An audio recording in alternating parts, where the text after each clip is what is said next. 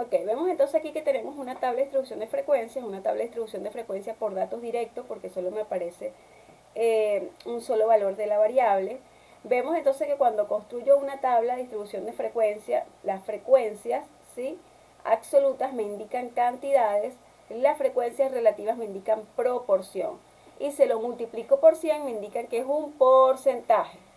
Vemos entonces, para obtener la frecuencia, lo que tenemos que ver cuántas veces se repite determinado valor. Entonces, cuando ordené mis datos de menor a mayor, me di cuenta de que, por ejemplo, 25 se repetía 3 veces. El total que tenemos en la frecuencia debe coincidir con la totalidad de datos que tú tengas, o el tamaño de la muestra en tal caso.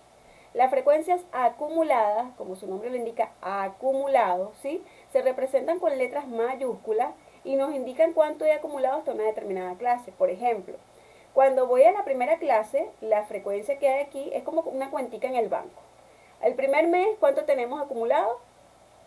5, ¿sí? 5 estudiantes tienen 20 años.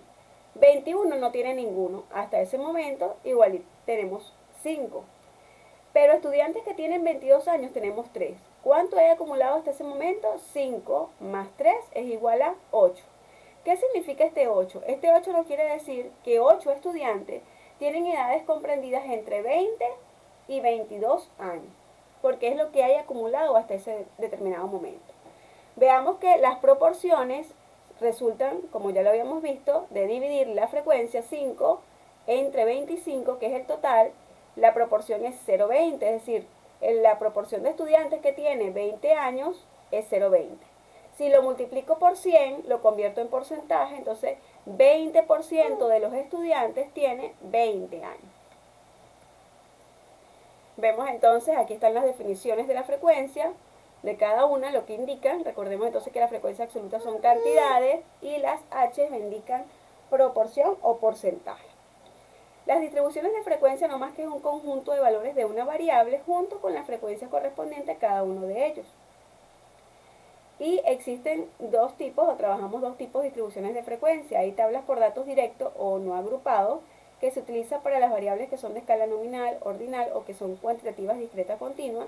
Y tenemos las variables por las tablas de distribución de frecuencia por datos agrupados para variables que son cuantitativas continuas o discretas.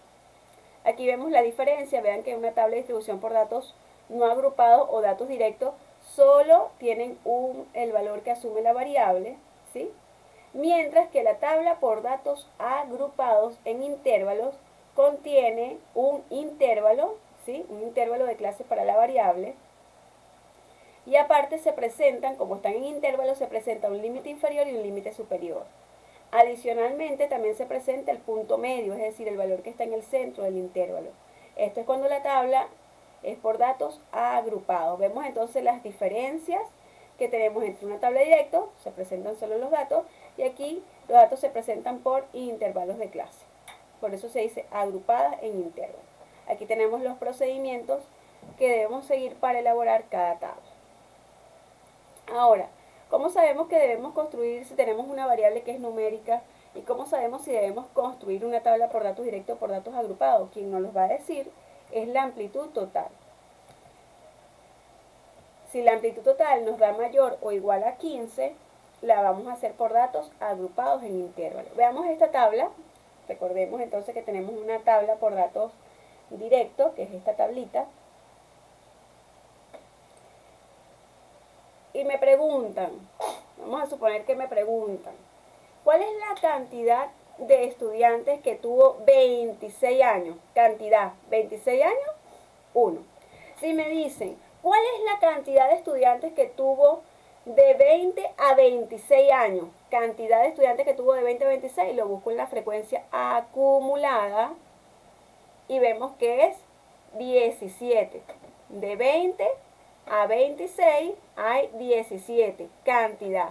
Si me dicen proporción de estudiantes que tienen 25 años, proporción, como es una sola clase, es 0,12. Ahora si me dicen proporción de estudiantes que tuvo menos de 27 años, proporción de estudiantes que tienen menos de 27, son de 26 para acá y acumulado es 0,68. Si me dicen porcentaje de estudiantes que tienen 23 años,